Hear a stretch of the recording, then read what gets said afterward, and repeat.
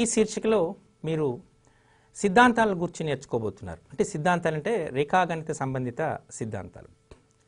సిద్ధాంతము అనగానే it's a conditional statement అని మీకు ముందు శీర్షికలోనే చెప్పడం జరిగింది. మనకు ఈ రేఖాగణితంలో ఉన్నటువంటి వాక్యాలని అంటే రేఖాగణిత సంబంధిత వాక్యాలని మనం రెండు రకాలుగా వర్గీకరణ చేయడం జరిగింది. మొదటిది స్వీకృతము, రెండవది సిద్ధాంతం. స్వీకృతము అనగానే దీన్ని ఇంగ్లీష్లో అయితే యాక్సియం అంటారు. Axiom is a self evident fact which doesn't requires any kind of proof and explanation. ఇది స్వయం సత్యమైనటువంటి వాక్యం, దీనికి ఏ విధమైనటువంటి వివరణ అవసరం లేదు అని చెప్పబడింది. అలా రెండవది సిద్ధాంతం. It's a conditional statement which requires proof and explanation. సిద్ధాంతం అనగానే ఒక నియమిత నిబంధనకు లోబడి నిర్వచింపబడినటువంటి ప్రవచనము అనేటువంటి చెప్పడం జరుగుతుంది. అంటే ఇది అన్ని వేళలా అన్ని సందర్భాల్లో సత్యమైనటువంటి వాక్యము కాదు. దానికి ఉదాహరణ, ఒక త్రిభుజములో 3 కోణాల మొత్తం 180 డిగ్రీలు అన్నారు. ఒక చతుర్భుజంలో 4 కోణాల మొత్తం 360 డిగ్రీలు అన్నారు. ఏదైనా 3 సరేఖీయాలని కాని బిందువుల గుండా మనం ఒక వృత్తాన్ని గీయొచ్చు అని చెప్పొచ్చారు. అలాగే ఒక త్రిభుజంలో ఒక భుజానికి సమాంతరంగా గీయబడిన రేఖ మిగిలిన 2 భుజాలని ఒకే నిష్పత్తిలో విభజిస్తుంది. దీన్ని ప్రాథమిక అనుపాత సిద్ధాంతం అన్నారు. ఇలా మనకు కొన్ని నియమాలకు అనుగుణంగా మనకు ఈ వాక్యాలు నిర్వచింపబడ్డాయి. త్రిభుజంలో ఒక భుజానికి సమాంతరంగా గీయబడిన రేఖ, అక్కడ నియమం ఏంటి? ఒక భుజానికి సమాంతరంగా గీయబడాలి. అప్పుడే మిగిలిన 2 భుజాలని ఒకే నిష్పత్తిలో విభజిస్తుంది. అది సమాంతరం అనేది నియమం. ఏదైనా ఒక రేఖ గీసేసి త్రిభుజానికి ఒక భుజానికి సమాంతరంగా కానీ లంబంగా కానీ లేక నిలువుగా కానీ అడ్డంగా కానీ ఏదో ఒక రేఖ గీసేస్తే ఆ రేఖ ఒకే నిష్పత్తిలో మిగిలిన 2 భుజాలని విభజించదు అనేది మీరు గమనించాలి. అక్కడ త్రిభుజంలో ఒక భుజానికి సమాంతరంగా గీయబడిన రేఖ అనేటువంటి చెప్పడం జరిగింది. కాబట్టి ఒక భుజం ఏంటి అనేటువంటిది మీరు క్లారిటీగా గుర్తుంచుకోవాలి. సమాంతరం అనేటువంటిది నియమం అనేటువంటి గుర్తుపెట్టుకోవాలి. ఇప్పుడు మనం ఈ శీర్షికలో రెండో భాగంలో మనం మరికొన్ని సిద్ధాంతాలు, వాటిపై ఆధారపడినటువంటి ప్రశ్నలని మనం ప్రాక్టీస్ చేద్దాం. అయితే ముందుగా మనం చాలా ఫెమిలియర్ అయినటువంటి సిద్ధాంతాన్ని ఇప్పుడు నేర్చుకోబోతున్నాం. దాన్ని పైథాగరస్ సిద్ధాంతం అంటారు. రేఖాగణితము అనగానే మనకు వినిపించే పేరు పైథాగరస్. ఈ సిద్ధాంతం ఎందుకు ఇంత ఫెమిలియర్ అయింది అనేది మీ అందరికీ తెలుసు. ఈ సిద్ధాంతం మనకు భవన నిర్మాణాల్లోనూ త్రికోణమితిలోనూ మిగిలిన అంశాలలో కూడా ఎక్కువగా విరివిగా ఉపయోగించేటటువంటి సిద్ధాంతం కాబట్టి దీన్ని మనం అంతగా పేరు ప్రఖ్యాతులు వచ్చినటువంటి సిద్ధాంతం. సుమారు 300 ప్రూఫ్లు, అంటే 300 రకాలైన ప్రూఫ్లు కలిగినటువంటి ఏకైక సిద్ధాంతం ఇది. ప్రతి సిద్ధాంతాన్ని 1 లేదా 2 లేదా కొద్దిగా ఎక్కువ, అంటే సుమారు 10 వరకు ప్రూఫ్ల ద్వారా మనం ఉపపత్తుల ద్వారా నిరూపించవచ్చు. కానీ పైథాగరస్ సిద్ధాంతానికి సుమారు 300 రకాలైన ప్రూఫ్లు ఉన్నాయి.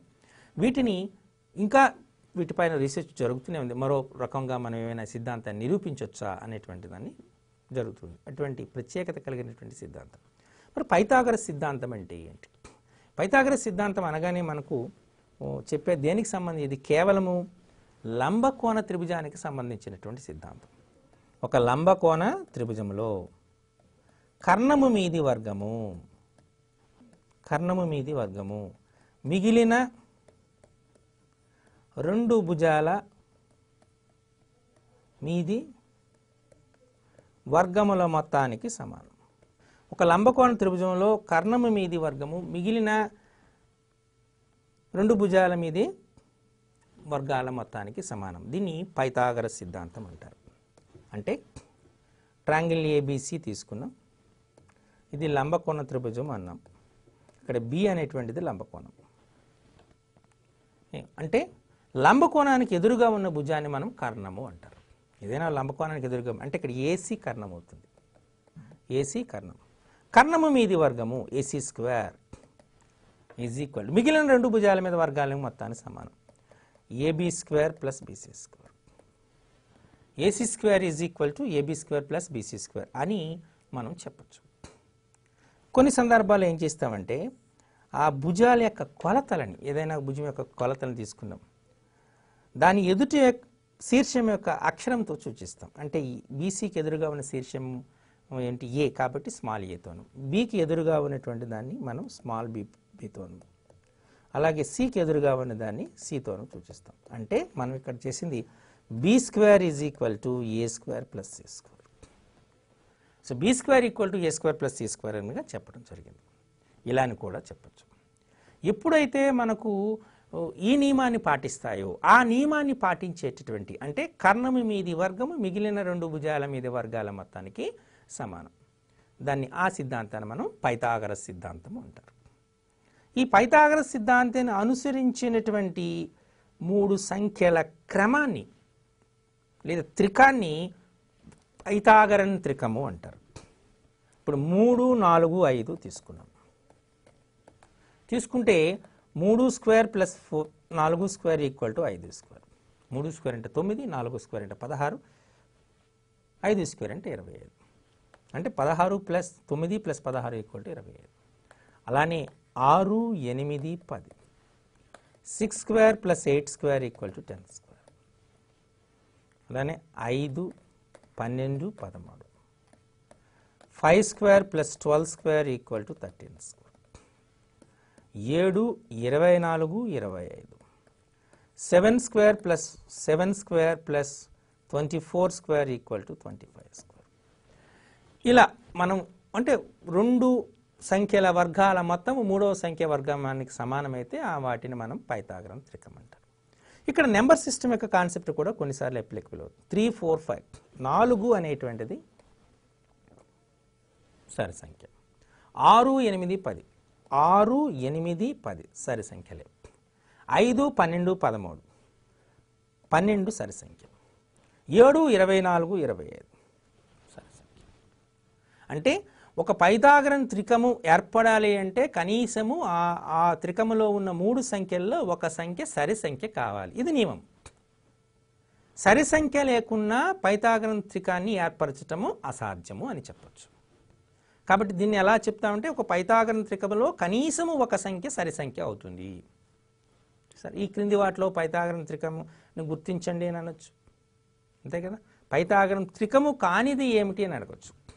పైథాగరన్ త్రికము కానిది అంటే ఏవో ఇచ్చి కొన్నిసార్లు మీకు పరీక్ష సమయాన్ని దృష్టిలో పెట్టుకుని పేపర్ తయారు చేసేటప్పుడు అక్కడ పైథాగరన్ త్రికం కానిది అంటే అన్ని ప్రధాన సంఖ్యలు కానీ అన్ని బేసి సంఖ్యలు కానీ ఇచ్చేసాడు అనుకోండి.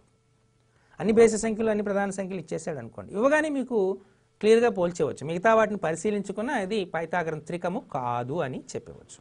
అంటే మనం ప్రయత్నం చేయకునే. ఎందుకు పైథాగరన్ త్రికం యొక్క ప్రధాన లక్షణం ఏంటి? కనీసం ఒక సంఖ్య సరి సంఖ్య కావాలి.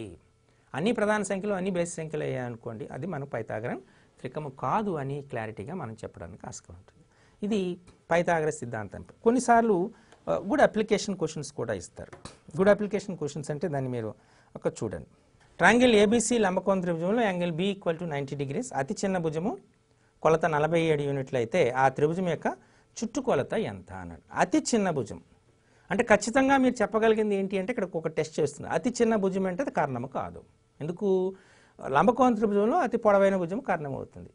కర్ణముని ఎలా గుర్తిస్తాము? లంబకోణానికి ఎదురుగా ఉన్నటువంటి భుజం అంటే ఇది మనం కాదు. ఈ భుజాన్ని బీసీ కానీ ఏపీ కానీ అనుకోండి. ఇప్పుడు బీసీని ఫర్ ఎగ్జాంపుల్ చిన్న భుజం అనుకున్నాం, దాన్ని 47 యూనిట్లుగా చేసాం. అంటే మిగతా రెండు భుజాలు మనకు తెలియదు కదా. ఒకదాన్ని ఎం అనుకోండి, ఒకదాన్ని ఎన్ అనుకోండి. అనుకునేటప్పుడు మనకి ఏమొస్తుంది మనం చెప్పండి. మనం దీన్ని ఎం అనుకున్నారు, దీన్ని ఎన్ అనుకున్నారు, దీన్ని 47 అనుకున్నారు కదా. ఇప్పుడు పైథాగరస్ సిద్ధాంతాన్ని అప్లై చేస్తాం. ఇక్కడ పైథాగరస్ సిద్ధాంతాన్ని అప్లై చేసినప్పుడు ఏం జరుగుతుంది మనకు? పైథాగరస్ సిద్ధాంతం చేసినప్పుడు కర్ణము మీది వర్గము M square equal to N square plus 47 square లేదా M square minus N square equal to 47 square.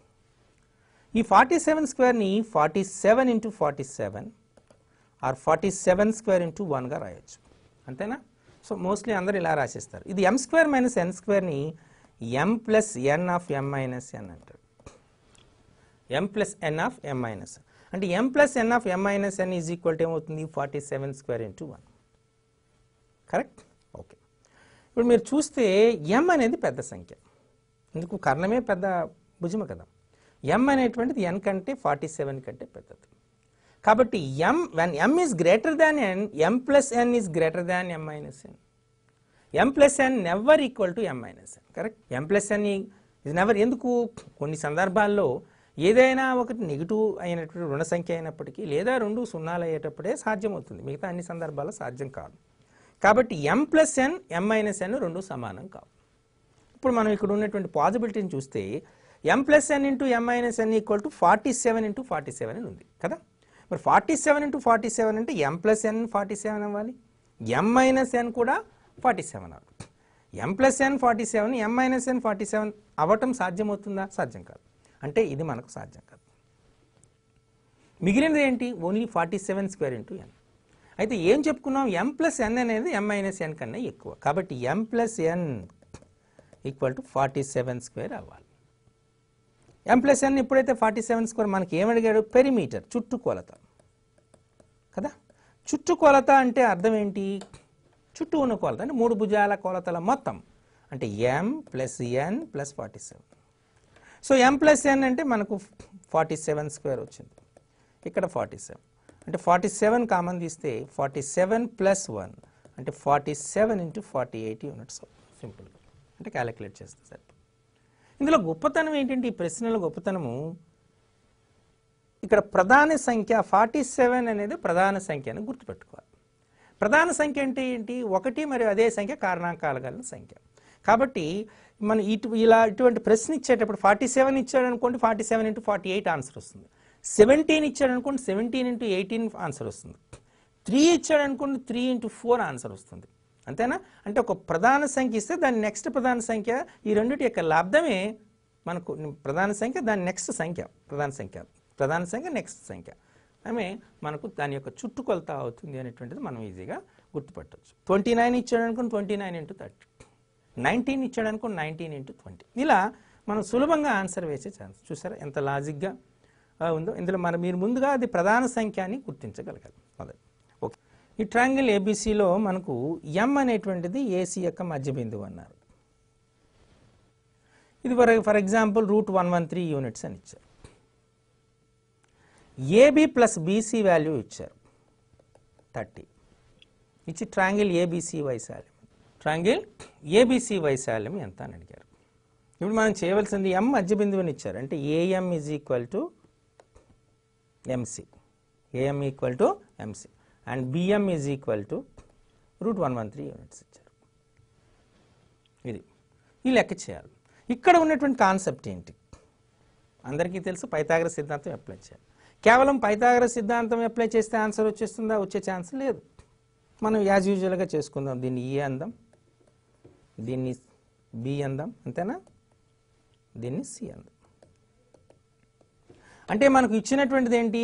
AB plus BC 30 అంటే A plus C is equal to 30 ఇచ్చారు. త్రిభుజ వైశాల్యం కావాలంటే ఏం కావాలి మనకు? ఆఫ్ భూమి ఇంటూ ఎత్తు కావాలి. అంటే మనకు కావాల్సింది ఆఫ్ ఏసీ కావాలి. ఏ ప్లస్ సి ఈక్వల్ టు 30 తెలుసు, ఇంకేమైనా మనకు తెలుసా? తెలియదు. అంటే కనుక్కోవాలి. అంటే బిఎం విలువ తెలుసు. ఇక్కడ మీరు బాగా గుర్తుపెట్టుకోవాల్సింది పైథాగరస్ సిద్ధాంతం మాత్రమే కాకుండా లంబకోణ త్రిభుజం యొక్క ఇంపార్టెంట్ ప్రాపర్టీని చూడాలి. లంబకోణ త్రిభుజం తీసుకున్న దాని ఇంపార్టెంట్ ప్రాపర్టీ ఏంటి? లంబకోణ త్రిభుజంలో కర్ణం యొక్క మధ్య బిందువు దాని పరివృత్త కేంద్రం అవుతుంది అని గమనించాలి. పరివృత్త కేంద్రం అంటే ఏంటి?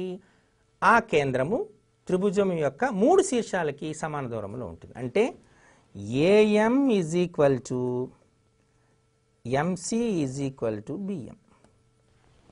అంటే ఇది ఈ వాల్యూ √113 అవుతుంది, ఈ వాల్యూ కూడా √113 అవుతుంది. కాబట్టి మనకు బి విలువ ఏమవుతుంది?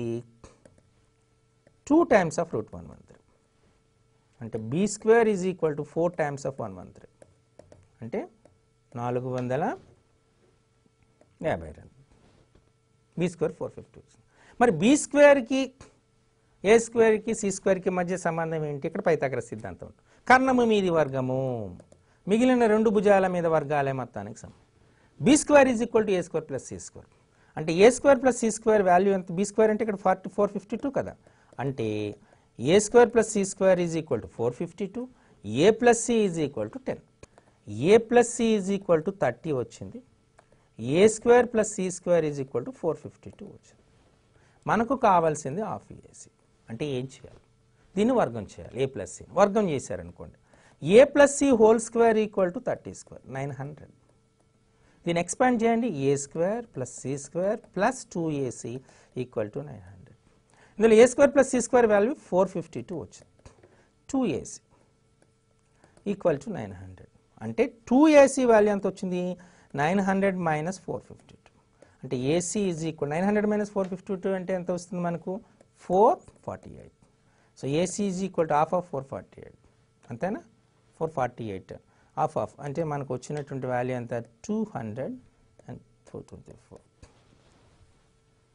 క్లియర్ ఇది 2ac kept of ac value 224 వచ్చింది. కావాల్సింది ఏంటి హాఫ్ ac అంటే హాఫ్ ఆఫ్ 224 అంటే మనకు 112 చదరపు యూనిట్లు. చూసారా ఈ రకంగా మనకు పైథాగరస్ సిద్ధాంతం అంటే నేరుగా పైథాగరస్ సిద్ధాంతం పైన ప్రశ్నలు వస్తాయి అనుకుని అవకాశం లేదు. కొన్ని సందర్భాల్లో మనకు మరికొన్ని అంశాలను కూడా మేళవించి ప్రశ్నలు అడిగే ఆస్కారం ఉంటుంది కాబట్టి వాటిని మీరు గమనించాలి. ఓకే సో పైథాగరస్ సిద్ధాంతం మరి పైథాగరస్ సిద్ధాంత విపర్యం చూద్దాం. పైథాగరస్ సిద్ధాంత విపర్యం ఇక్కడ పైథాగరస్ సిద్ధాంత విపర్యం అంటే ఏదైనా ఒక త్రిభుజం తీసుకుందాం. త్రిభుజంలో ఒక భుజం మీద వర్గము మిగిలిన రెండు భుజాల మీద వర్గాల మొత్తానికి సమానమైతే ఆ త్రిభుజము లంబకోణ త్రిభుజం అవుతుంది అని చెప్పడం.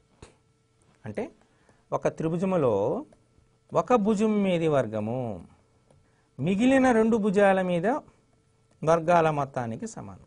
ఒక త్రిభుజంలో ఒక భుజం మీద వర్గం మిగిలిన రెండు భుజాల మీద వర్గాల మొత్తానికి సమానం అయితే ఆ త్రిభుజాన్ని లంబకోణ త్రిభుజము, ఆ త్రిభుజము లంబకోణ త్రిభుజము లేదా ఆ త్రిభుజాన్ని లంబకోణ త్రిభుజం. ఓకే ఇది పైథాగరస్ సిద్ధాంతం విపర్యం. అంటే ఇక్కడ మనం ఏం చేస్తున్నాం అయితే ఏ త్రిభుజము అంటే దేని మీద వర్గము మిగిలిన రెండు భుజాల మీద వర్గాల మొత్తానికి సమానం అవుతుందో దానికి ఎదురుగా ఉన్న కోణమే లంబకోణం అవుతుంది అలా అని కూడా చెప్పచ్చు. అంటే దీన్నే మనం సింబాలికల్గా చెప్పాలనుకోండి. ట్రయాంగిల్ ఏబిసిలో AC square is equal to AB square plus BC square అయింది అనుకోండి. ఎంప్లాయస్ angle B is equal to 90 degrees అవుతుంది. దీన్నే మనం పైథాగరస్ సిద్ధాంతం యొక్క విపర్యంగా కూడా చెప్పచ్చు. క్లియర్. సో ఈ రకంగా మనకు సిద్ధాంతము దాని యొక్క విపర్యాలు దాని మీద ఆధారపడినటువంటి ప్రశ్నలు కూడా వచ్చే ఆస్కారం ఉంటుంది. ఓకే ఇప్పుడు మరొక ప్రశ్నను చూద్దాం. అంటే మరొక సిద్ధాంతాన్ని మనం పరిశీలిద్దాం. మనం ఒక త్రిభుజం తీసుకున్నాం, ఏదైనా ఒక త్రిభుజం. ఆ త్రిభుజం ఒక త్రిభుజం తీసుకున్నాం. ఆ త్రిభుజంలో మొదటగా మనం అధిక కోణ త్రిభుజం తీసుకుందాం. ఏబిసి అనేటువంటిది తీసుకుందాం. ఇక్కడ బి అనేటువంటిది అధిక కోణం. అధిక కోణాన్ని ఎలా గుర్తించాలో మీకు తెలుసు కదా. ఈ అధిక కోణాన్ని తీసుకుంటే ఆ అధిక కోణాన్ని కొద్దిగా అంటే బీసీ అనే అధిక కోణం కలిగిన భుజాన్ని పొడిగించాం. డి అనేటువంటిది పర్పెండిక్యులర్ లైన్. క్లియర్. ఈ బిందువుని మనం డి పర్పెండిక్యులర్ లైన్ తీసుకున్నాం. అంటే AD is perpendicular to BC అయింది అనుకోండి. ట్రయాంగిల్ ఏబిసిలో యాంగిల్ బి అధిక కోణం, యాంగిల్ బి అధిక కోణం. AD is perpendicular to BC, AD perpendicular to BC అయింది అనుకోండి. అయినప్పుడు మనకు ఒక భుజం అంటే ఏబీ స్క్వేర్ మనం తీసుకున్నాం కదా. మనకు ఇక్కడ ఇచ్చినటువంటి ఏసీ స్క్వేర్ అంటే కర్ణము మీది వర్గం. AC square is equal to AB square plus BC square plus 2 times of BC into BD. ఇది మనకు వచ్చు. ట్రయాంగిల్ ఏబిసిలో యాంగిల్ బి అనేటువంటి అధిక కోణము అయితే అంటే మనం దీన్ని ఎలా చెప్పొచ్చు, ఒక త్రిభుజములో అధిక కోణానికి ఎదురుగా ఉన్నటువంటి భుజం యొక్క వర్గము దాని మిగిలిన రెండు భుజాల మీద వర్గాల మొత్తము రేఖ పొడవు దాని భూమి పొడవుల లబ్ధము యొక్క రెట్టింపు మొత్తానికి సమానం అని చెప్పొచ్చు. ఈ సెంటెన్స్గా ఇంత పెద్ద సెంటెన్స్ కాకుండా సింపుల్గా చెప్పాలి అనుకుంటే ట్రయాంగిల్ ఏబిసిలో యాంగిల్ బి అనే అధిక కోణం అయితే దానికి గీబడినటువంటి లంబము ఏడి అయితే AC square is equal to AB square plus BC square plus 2 times of BC into BD అవుతుంది. ఇది ఒక సిద్ధాంతం. ఇది మీరు జాగ్రత్తగా అంటే ఇది దేనిపైన ఆధారపడుతుంది అంటే మనం పైథాగరస్ సిద్ధాంతం పైన ఆధారపడుతుంది, దాని యొక్క అప్లికేషన్ సిద్ధాంతం అనమాట. క్లియర్. ఓకే ఇప్పుడు మరొక సిద్ధాంతం దీనిపైన ఆధారపడిన సిద్ధాంతాన్ని తీసుకుందాం. ఇప్పుడు అధిక కోణ త్రిభుజం తీసుకున్నాం కదా, అల్ప కోణ త్రిభుజం తీసుకుందాం. ఏబిసి ఒక త్రిభుజం, ఇది అల్ప కోణ త్రిభుజం తీసుకుందాం. ఇందులో AD is perpendicular to BC అనుకుందాం. ఇప్పుడు AD is perpendicular to BC తీసుకుంటే ఇప్పుడు ఇక్కడ మనం తీసుకున్నటువంటిది ఏమవుతుంది, మనం యాంగిల్ బి అనేటువంటిది అల్పకోణం, యాంగిల్ బి అల్పకోణము, AD is perpendicular to BC. Clear? AD is perpendicular to BC. AD is perpendicular to BC అయితే అప్పుడు మనకు ఒక సిద్ధాంతం వస్తుంది. ఏం సిద్ధాంతం అది? AC square is equal to AB square plus BC square minus 2 times of BD into DC. Clear? ఈ రకంగా అంటే బీడీ అంటే పెద్దది కదా, కాబట్టి మనకు బీసీ ఇంటూ బీడీ అని మనం చెప్పడం సాధ్యం. క్లియర్? ట్రయాంగిల్ ఏబీసీలో మనం ఇక్కడ మీరు చూసుకుంటే ట్రయాంగిల్ ఇక్కడ మనకు రెండు సిద్ధాంతాలు వచ్చినాయి. దీన్ని మనం ఏమంటే ఎప్లానియస్ సిద్ధాంతం అంటారు. ఎప్లానియస్ సిద్ధాంతం అని కూడా అంటారు. ఈ రెండు సిద్ధాంతాలు ఏంటి మనకు వచ్చినాయి, ముందు ప్రీవియస్ దాన్ని చూద్దాం. ప్రీవియస్ చూస్తే ట్రయాంగిల్ ఏబీసీలో యాంగిల్ బి అధిక కోణం అయింది అనుకోండి. యాంగిల్ బి అధిక కోణం, యాంగిల్ బి అధిక కోణం అయితే ఏమవుతుంది, ఏడి పర్పెండిక్యులర్ అధిక కోణం కాబట్టి మనకు ఒక లంబ ఉన్నతి కావాలి. సింపుల్గా లంబ భుజము లేదా లంబము అనుకుందాం. ఉన్నతి, సింపుల్గా ఉన్నతి. ఏడి అనేటువంటిది ఉన్నతి అనుకుందాం. అప్పుడు ఈ మూడు భుజాల మధ్య ఉన్న సంబంధాన్ని ఒక రకంగా చెప్పొచ్చు. ఎలా? AC square is equal to AB square plus BC square plus 2 times of BD into BC. అదే అల్పకోణ త్రిభుజం తీసుకున్నారు. ట్రయాంగిల్ ఏబీసీలో యాంగిల్ బి అనేటువంటిది అల్పకోణం తీసుకుందాం. AD is perpendicular to BC తీసుకుందాం. AD is perpendicular to BC. ఇప్పుడు AD is perpendicular to BC అయితే AC square is equal to ఏమవుతుంది, AB square plus AC square minus 2 times of BC into BD. So ఈ మూడింటిని మనం ఒక దగ్గరగా జాగ్రత్తగా చూస్తే ఫస్ట్ది మనం అల్పకోణం త్రిభుజం తీస్తున్నాం. ఏబీసీ అనేది ఒక త్రిభుజం, అల్పకోణ త్రిభుజం కాబట్టి ఒక లంబం గీసాం. ఇక్కడ మనకేమొచ్చింది, AD. AD is perpendicular to BC. ఇప్పుడు ఈ సందర్భంలో వచ్చినటువంటి రిలేషన్ ఏంటి అంటే AC square is equal to AB square plus BC square plus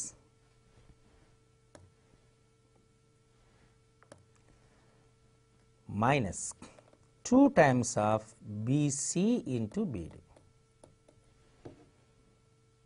ఇప్పుడు మనం అధిక కోణ త్రిభుజం తీసుకుందాం. ఒక అధిక కోణ త్రిభుజం సేమ్ దీన్ని ఏబిసి తీసుకుందాం. ఏబిసి తీసుకుంటే మనకు ఇక్కడ ఏదో ఒక లంబం గీసాం. ఈ లంబాన్ని గీసి దాన్ని డి అన్నాం. ఇది పర్పెండిక్యులర్ అన్నాం. ఇక్కడ మనకు కోణం అనేటువంటిది అధిక కోణం, ఇక్కడ అల్ప కోణం. ఇక్కడ angle B is equal to less than 90 degrees. అల్ప కోణము. అలా ఇక్కడ మనం తీసుకునే angle B is greater than 90 degrees, అధిక కోణం. అప్పుడు మనకు వచ్చినటువంటి కండిషన్, ఈ కండిషన్ వస్తుంది AC square is equal to AB square plus BC square plus 2 times of BD BC into BD. ఇప్పుడు మరో కండిషన్ తీసుకుంటున్నాం. లంబకోణ త్రిభుజం తీసుకున్నాం ఏబిసి. ఇక్కడ angle B equal to 90 degrees అంటే లంబకోణం. ఇక్కడ కండిషన్ చూస్తున్నాం. AC square is equal to AB square plus BC square. చూసారా, ఇవి కండిషన్స్. యాంగిల్ బి అనేటువంటిది అల్పకోణం అయింది అనుకోండి, అంటే అల్పకోణ త్రిభుజంలో యాంగిల్ బి అల్పకోణం అయింది అనుకోండి, అప్పుడు AC square is equal to AB square plus BC square minus 2 times of BC into BD. AD perpendicular line అయ్యేటప్పుడు. అదే అధిక కోణ త్రిభుజం తీసుకున్నారు, angle B 90 degrees more than 90 degrees అయింది, అధిక కోణ త్రిభుజం తీసుకున్నారు. అప్పుడు AC square is equal to AB square plus BC square plus 2 times of BC into BD అవుతుంది. అదే యాంగిల్ బి ఈక్వల్ టు 90 అంటే లంబకోణ త్రిభుజం తీసుకున్నారు. లంబకోణ త్రిభుజం అయిందనుకోండి, లంబకోణ త్రిభుజం అయినప్పుడు అప్పుడు మనకు వచ్చినటువంటిది ఏంటంటే AC square is equal to AB square plus BC square అవుతుంది. చూసారా? కాబట్టి మనకు ఇలా ఇప్పుడు నేను కండిషన్ చెప్పినప్పుడు మీరు ఒక చార్ట్ లాగా తయారు చేసుకోవాలి. చేసుకునేటప్పుడు మనకి వీటిని విలువల్ని ఈజీగా వేయటం జరుగుతుంది. దీన్ని ఎప్లాయినియస్ సిద్ధాంతం అంటారు. దీని యొక్క కోర్స్ ఇది లంబకోణ సంబంధించింది నేరుగా, కాబట్టి దీన్ని పైథాగరస్ సిద్ధాంతం, పై రెండింటిని ఎప్లాయినియస్ సిద్ధాంతం 1 and 2 అంటారు. చూసారా? అంటే మనకు సిద్ధాంతాల పేర్లతో సంబంధం లేకుండా వాటి కండిషన్స్ అనేటువంటివి గుర్తుపెట్టుకోవడానికి ముఖ్యం అవసరం. యాంగిల్ బి 90 degrees అయ్యేటప్పుడు ఏసీకి ఏబీబీసీలకి మధ్య సంబంధం ఏంటి? యాంగిల్ బి లెస్ దాన్ 90 అల్పకోణం అయ్యేటప్పుడు దానికి మధ్య సంబంధం ఏంటి? యాంగిల్ బి గ్రేటర్ దాన్ 90 అన్నట్టు వాటి మధ్య సంబంధం ఏంటి? ఇలా మనం వీటి మధ్య సంబంధాన్ని కనుక్కోమన్నారు, కాబట్టి వాటిని మనం కనుక్కునే అవకాశాలు ఉంటాయి. ఓకే, ఇలా మనం మరికొన్ని సిద్ధాంతాలను ఇప్పుడు పరిశీలన చేద్దాం. ఒక మనం ఇక్కడ ఫర్ ఎగ్జాంపుల్ మనం తీసుకున్నాం ట్రయాంగిల్ ఏబీసీ ఒక త్రిభుజం తీసుకున్నాం. ఈ ఏబీసీ త్రిభుజంలో మనకు దీన్ని ఇది మధ్య బిందువు అనుకుందాం, దీన్ని బీడీ అందాం, అంటే BD is equal to DC అందాం. అలానే ఒక పర్పెండిక్యులర్ లైన్ గీస్తున్నాం, దీన్ని ఈ అందాం. ఇలా గీసాం. ఇలా గీసేటప్పుడు మనకు ఒక కండిషన్ ఏమొస్తుంది అంటే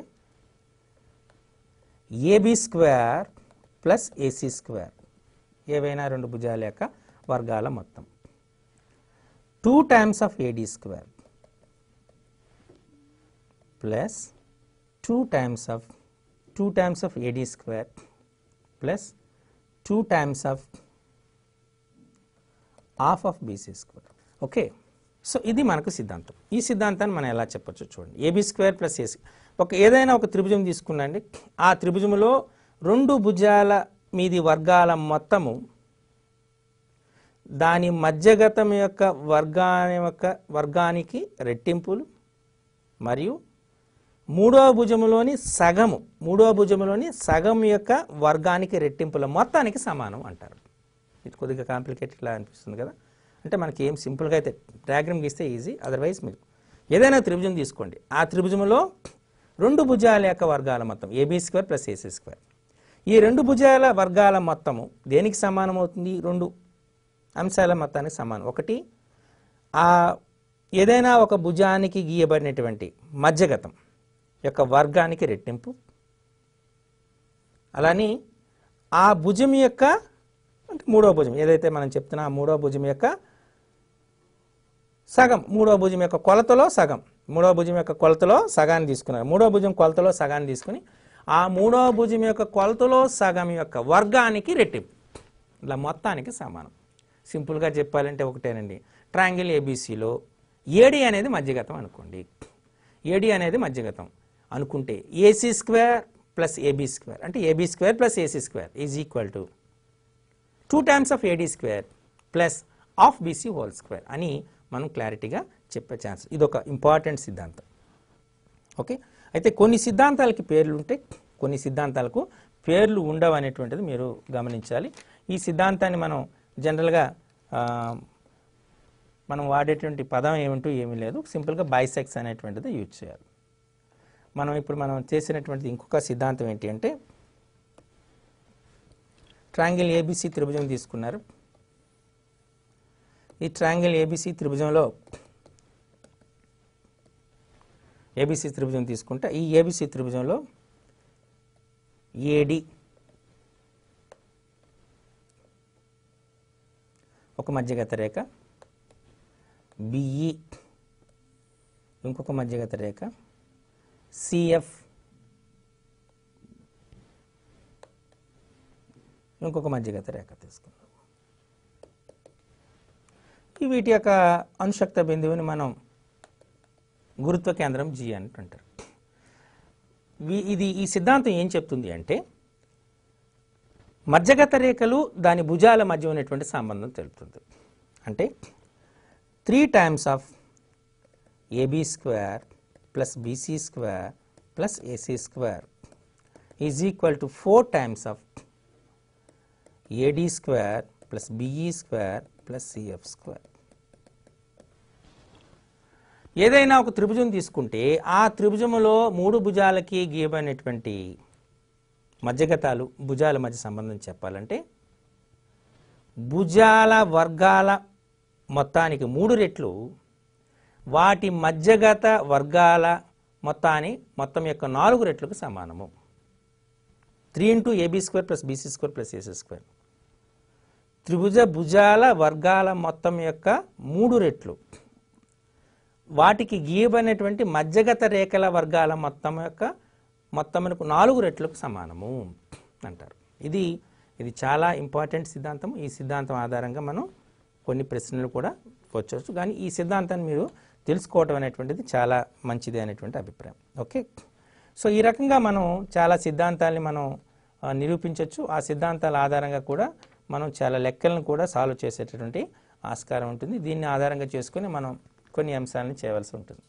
ఓకే, వీటిపైన వచ్చినటువంటి సిద్ధాంతాలుగా మీరు గమనించాలి. ఈ సిద్ధాంతాల ఆధారంగానే మనం చేసేటటువంటి ఇప్పుడు మరికొన్ని సిద్ధాంతాలని ఇప్పుడు మనకు వీటిపై కాకుండా త్రిభుజాలపై కాకుండా వృత్తాలకు సంబంధించినటువంటి సిద్ధాంతాలను కూడా మనం పరిశీలిద్దాం. ఏదైనా వృత్తానికి సంబంధించినటువంటి సిద్ధాంతాలు మనం జాగ్రత్తగా చూస్తే వృత్త పరిచయం చేసేటప్పుడు కూడా వీటిని ప్రాక్టికల్గా చేస్తాను. కానీ ముందుగా ఈ సిద్ధాంతాలని శీర్షికలో కంప్లీట్ చేయడానికి వృత్తాలు కూడా మనకు సర్కిల్స్ అనేటువంటి ఉన్నాయి. ఒక వృత్తం తీసుకున్నాం అనుకోండి, వృత్తం దీని కేంద్రం, ఫస్ట్ ఈ కేంద్రం తీసుకున్నాం. వృత్తముని పైన ఏదైనా 2 బిందువులు తీసుకున్నారు.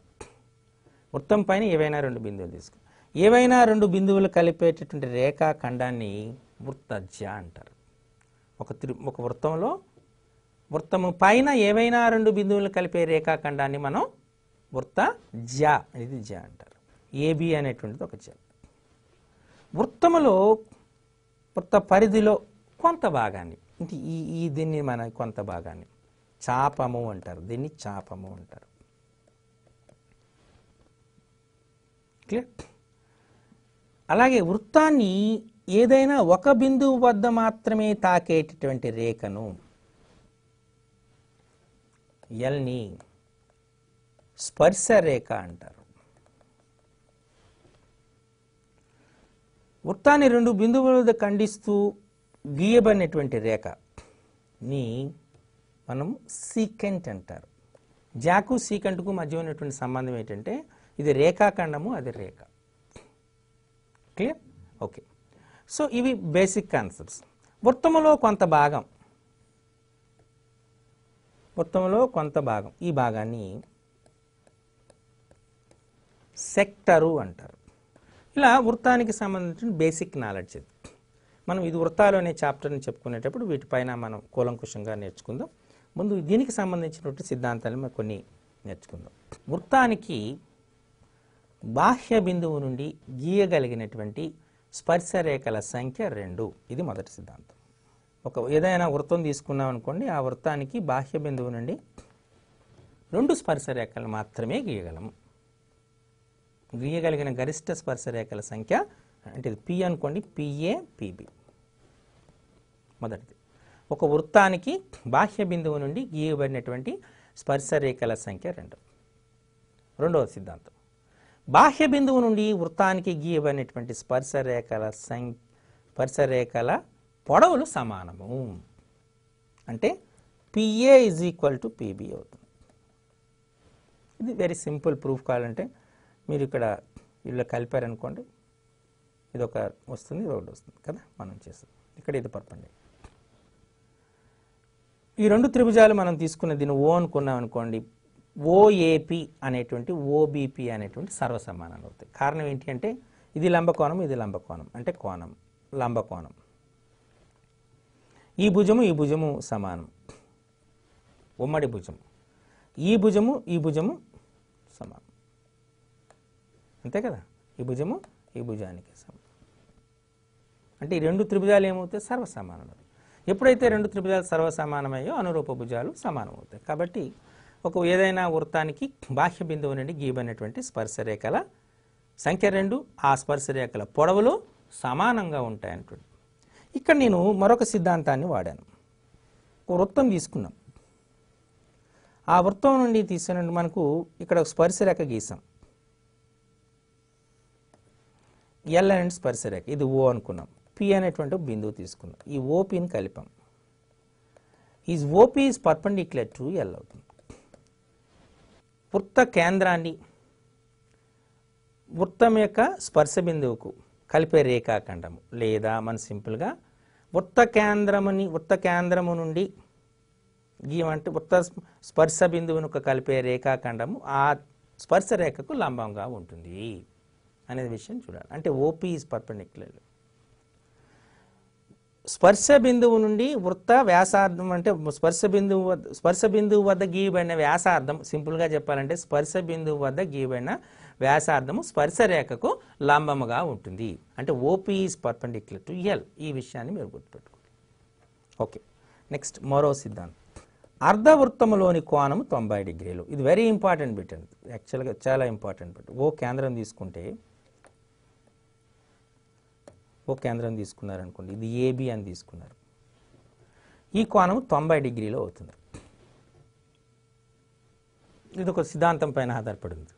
ఎలా అంటే ఒక వృత్త చాపము కేంద్రం వద్ద చేసే కోణము వృత్తంపై ఏదైనా చేసేటువంటి కోణానికి కంటే రెట్టింపు ఉంటుంది. లేదా ఒక బిందువు వద్ద చేసే కోణం కేంద్రం వద్ద చేసే కోణంలో సగం ఉంటుంది అనే సిద్ధాంతంగా నిరూపించవచ్చు. వీటికి మీకు ఇప్పుడు ప్రస్తుతం మీరు బాగా గుర్తుపెట్టుకోవాల్సిన నిరూపణలు అనేటువంటి అవసరం లేదు. కేవలము మీకు ఆ సిద్ధాంతంపై ఆధారైనటువంటి లక్ష్యాలు ప్రశ్నలు మాత్రం గుర్తుపెట్టుకుంటే చాలు.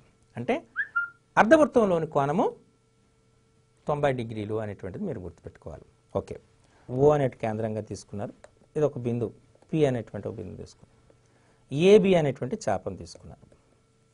ఇది కేంద్రం వద్ద చేసే కోణం ఎంత ఉంటుందో వృత్తంపై ఏదైనా ఒక బిందువు వద్ద చేసే కోణం ఇది ఎక్స్ అనుకుంటే ఇది 2x అవుతుంది. ఇది మీరు గుర్తుపెట్టుకోవాలి. దీనిపైన చాలా ప్రశ్నలు అడిగే ఆస్కారం ఉంటుంది. ఫర్ ఎగ్జాంపుల్ ఇప్పుడు మనం ఒక ఎగ్జాంపుల్ తీసుకుందాం. ఇది ఏమవుతుంది, ఈ సిద్ధాంతం ఏంటి? వృత్త కేంద్రం వద్ద ఒక చాపము వృత్త కేంద్రం వద్ద చేసే కోణము వృత్తంపై ఏదైనా ఒక బిందువు వద్ద చేసే కోణానికి రెట్టింపు ఉంటుంది. ఈ సిద్ధాంతం తీసుకుంది. దీనిపైన వచ్చే ప్రశ్న ఎలా వస్తుంది అంటే, మనం ఇలా ఉదాహరణకు ఒక వృత్తం తీసుకున్నాం, దానిపైన ఒక బిందువు పి అనేటువంటి బిందువు తీసుకుందాం, ఏదో XY అనేటువంటి దాన్ని తీసుకుందాం, ఓ అనేటువంటిది కేంద్రం తీసుకుందాం. ఈ కోణం ఫర్ ఎగ్జాంపుల్ ఇది 30 డిగ్రీస్ అయితే ఈ కోణం ఎంత అని అడుగుతాడు. అంటే x ఈజ్ ఈక్వల్ టు ఏమవుతుంది, 2 టైమ్స్ ఆఫ్ 30 అంటే 60 డిగ్రీస్ అవుతుంది. అలా కాకుండా మనకు మొత్తం తీసుకున్నాం, PQ అనేటువంటి దాన్ని తీసుకున్నాం, ఇది R, వీటిని కలిపారు. ఇక్కడ మనకు ఇచ్చాడు ఉదాహరణకి ఇట్ ఈస్ 120 డిగ్రీస్ అని ఇచ్చాడు. ఈ వాల్యూ ఎంత అని అడిగాడు, అని x అడిగాడు. అప్పుడు x ఈజ్ ఈక్వల్ టు ఏమవుతుంది, హాఫ్ ఆఫ్ 120 డిగ్రీస్ అవుతుంది, అంటే 60 డిగ్రీస్ అవుతుంది. ఈ రకంగా మనకు వీటిపైన ప్రశ్న ఇచ్చే ఆస్కారం ఉంటుంది. కాబట్టి వీటిని బాగా గుర్తుపెట్టి ఇంతకుముందు